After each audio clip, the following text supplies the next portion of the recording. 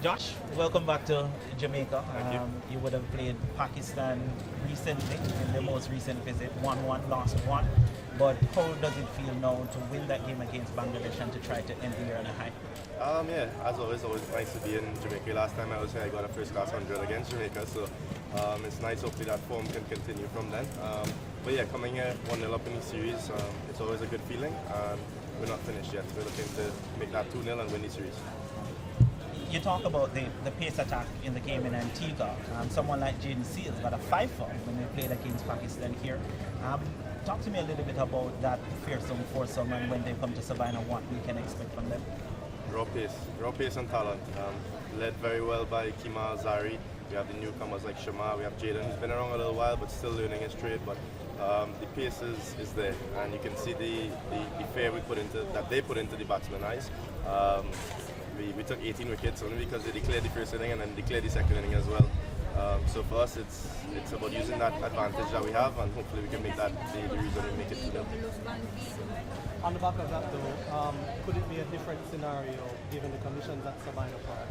I mean, the team selectors were vindicated for not picking a specialist spinner in that first test, and it worked. But could it be different in terms of the conditions at Sabina Park? Perhaps there may have to be a change to that fearsome foursome that you're talking about. Well, as for the captain, the head coach, to see about.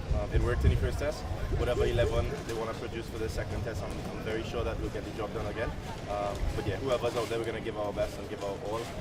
If it is that a spin has to come in, so be it. They're going to come and do it, but we still have the pace attack to strike the fair into the opposition. After having such a commanding score in the first innings, in that first test, what's the thought process now about what happened in the second innings? It could be described as a collapse. I mean, you still won the game comfortably, but there's always room for improvement, right? So what's the thought process now of how to approach the second innings, both innings going into this test match, given the collapse that we saw in the first innings? The first innings we got 450, which was a goal.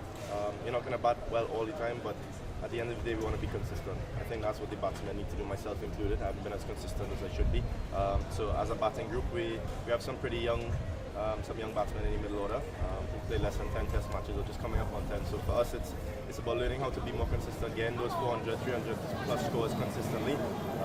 We know we're going to get the wickets. It's just about the batsmen putting on the totals, and I'm not worried about it. I believe that we have the talent. It's just about the boys finding their feet properly, and we'll get the job done.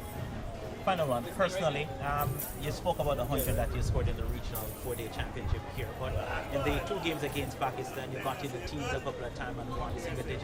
What do you take from those experiences, especially seeing that you really want to get among the runs?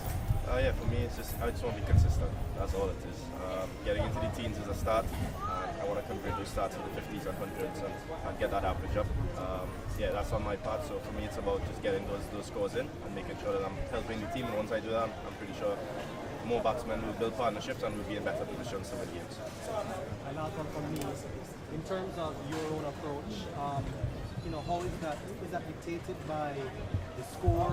Do you decide to up the tempo depending on what the team needs, or is it that you generally are going to try to, as you said, because it's a young middle order, try to be the one that holds that middle order together and steadies the ship? Or do you determine that on a game by game or a situation by situation basis? Yeah, you said it, it's situation. We were ahead by a good bit in the second inning, so there was a bit more of an intent coming in there from me personally.